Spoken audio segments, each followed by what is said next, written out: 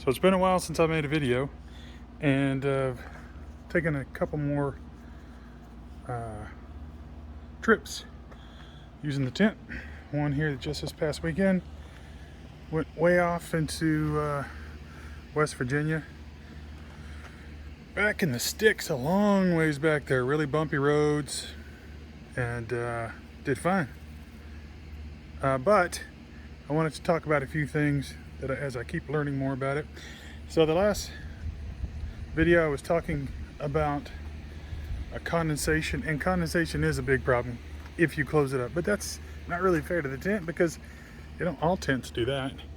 So my concern is that these side windows don't really have any kind of an awning at all covering them.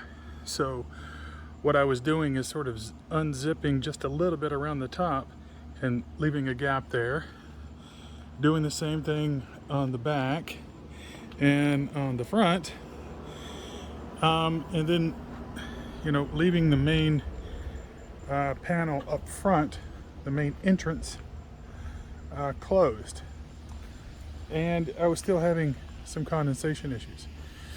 Well, as it turned out, this particular weekend it was a bit warm, so I went ahead and just left it set up as it is right now with just the screen closed, and it was actually great. I was able to leave these side windows just unzipped a little bit, but not only did this work out really good with ensuring I had no condensation problems, it was so much cooler in there. And then I woke up on the second or third morning and it was raining, and I was totally dry. I unzipped it and just sort of stuck my feet out here on the ladder, and completely dry. So it was actually really nice because I had my shoes in the bags. I was able to put my shoes on and stay totally dry. I mean, it wasn't like a storm where it was blowing all over the place. It was just a constant steady light rain. But if it had been a heavy rain, as long as you don't have any crazy winds, you'll stay totally dry, and that worked out really well. Now I've been struggling with sleeping a little bit because that mattress, as is really hard. So I've just bought this. I have not actually used it other than pretty much just sitting here in the driveway.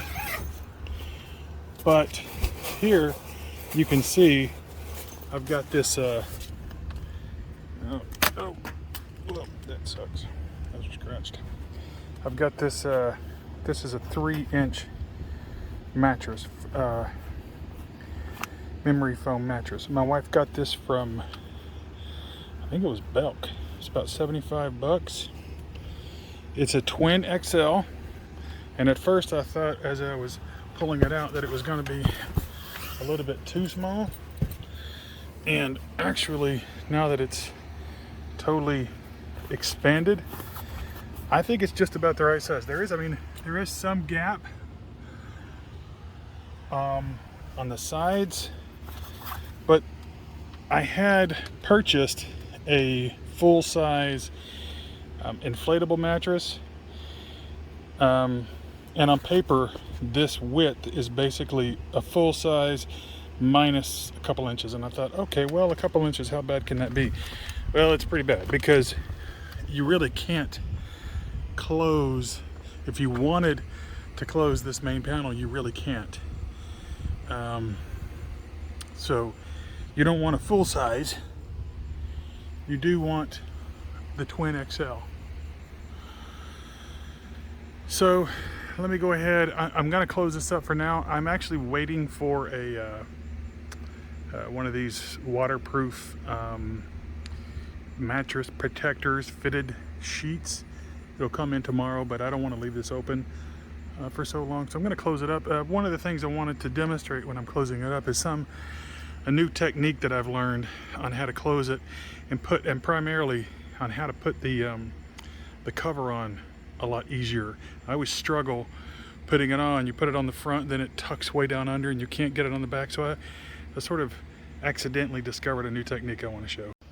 So the first part of it is I created this little sort of cattail here. I've got one of those little lightweight carabiners right here on the end. It clips onto one of the metal clips, and it's, I don't know, what, 3 or 4 feet long. So I'll show you what that's for next.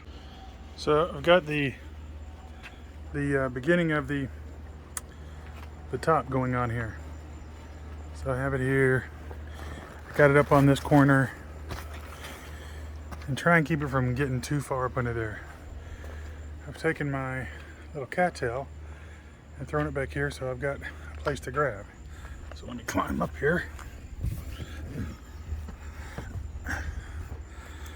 So now you can see how I can pull this back towards me, and the idea is I want to get it this corner on the opposing side. That way the two corners are kind of keeping each other tight, and by doing so, that keeps it from the whole one end or the other wanting to pull itself up underneath and making it next to impossible to get on the front. So let me do that. Okay, so here I have pulled it all the way back, and I got it up on this corner. I haven't even removed the ladder yet. I usually carry the ladder inside when I'm traveling anyway. You can see I don't have anything up there in front, but now I'll be able to grab this corner, and without too much of a fight, let me see if I can get it up over that. Yeah, one-handed even. Now this whole side is on. Now all I got to do is I walk around to the front corner and get this guy on. Now I'm not sure I can actually do this one-handed. Let's see.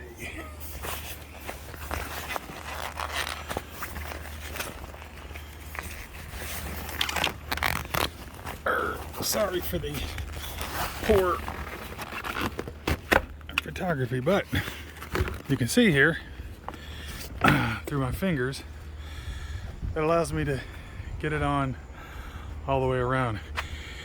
And this is so much easier than trying to do one end and then do the other end.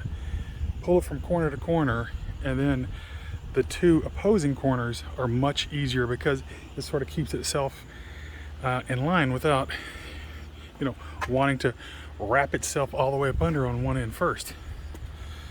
All right, hopefully that helps. Okay, a couple minutes later, it's all buttoned up. Now I want to go over a couple of other things I'm working on. I haven't got one of them totally sorted out, but the other one I do. So when my buddy and I go camping,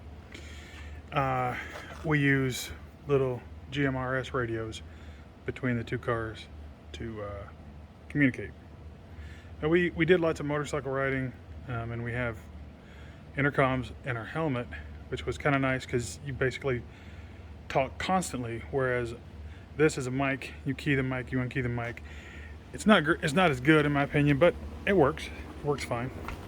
On this particular vehicle, and this is an LX 470.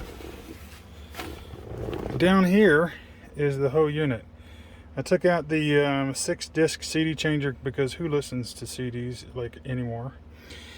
It's got a little cigarette lighter. There's a plug over here I can plug into. I've got the original. This little kit came with a magnetic antenna, which I used the first trip, and it's not great. It works, but it's pretty bad. But this particular unit has, you turn it on up here, all the information is here, and the speaker is in the handset, which is really handy. He's got the Midland. It's like $20 cheaper, but I don't know if it has. Yeah, it does have a digital display, but I think it doesn't have as much information on it. But the key thing is that the speaker is in the body, so he has his mounted up here. He's got a 4Runner, and he really can't hear it that well. And then I just run the antenna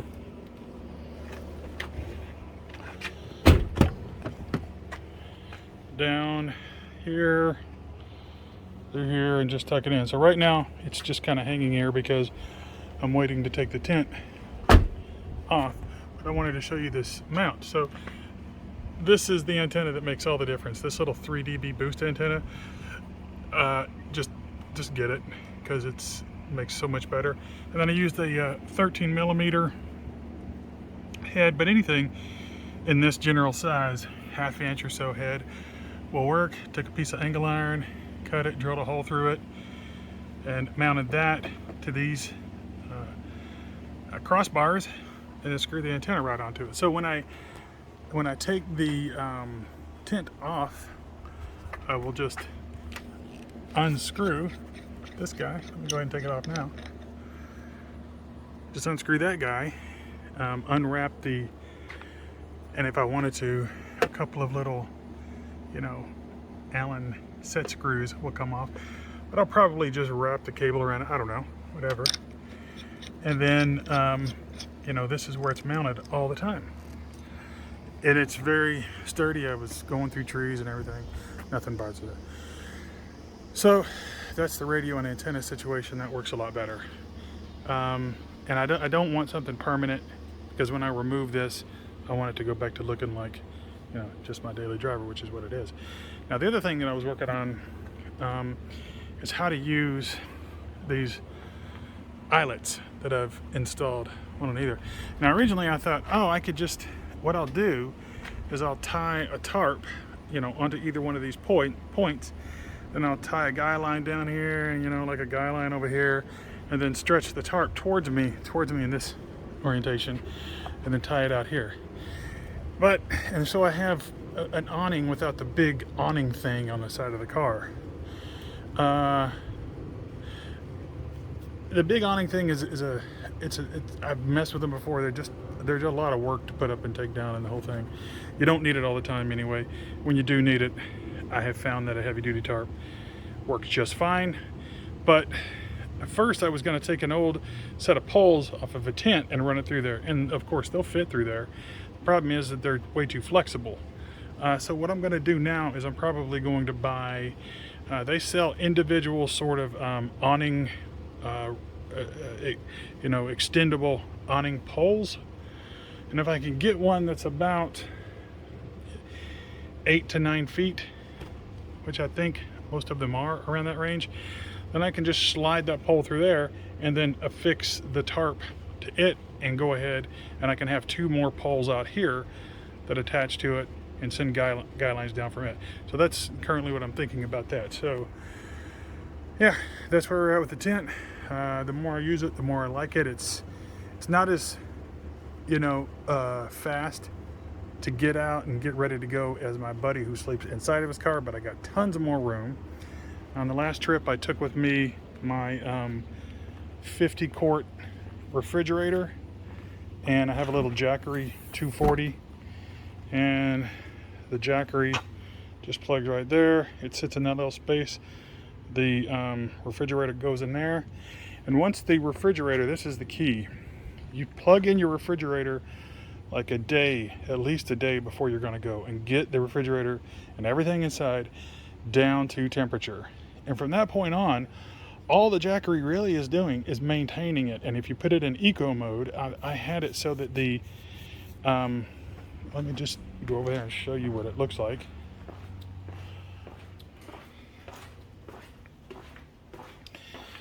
So there's the refrigerator. I bought the insulation bag it comes in. This is from a company, it's a Chinese company called Bouge RV, but they're all the same. You look at how they're made, and some company over there is making them all exactly the same, and they're just sticking their names on it.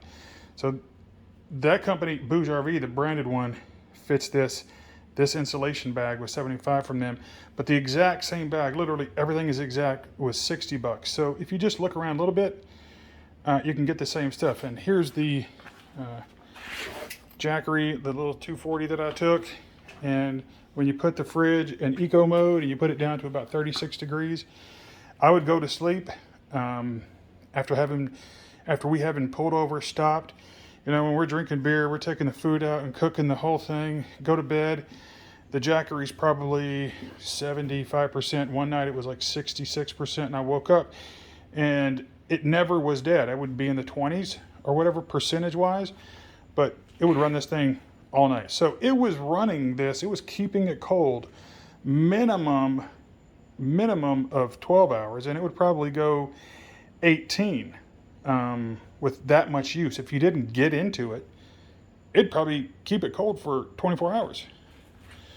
This is my little 20 volt Black & Decker electric chainsaw, little 10-inch bar. We really only took it because we were thinking we were going to need to cut some firewood, but as it turned out, on one of the trails way back in there, there was a tree that had fallen over. Now it is not intended to be cutting through, like, you know, 20-inch diameter trees. It can, but you're pretty much going to use up the big battery on one cut.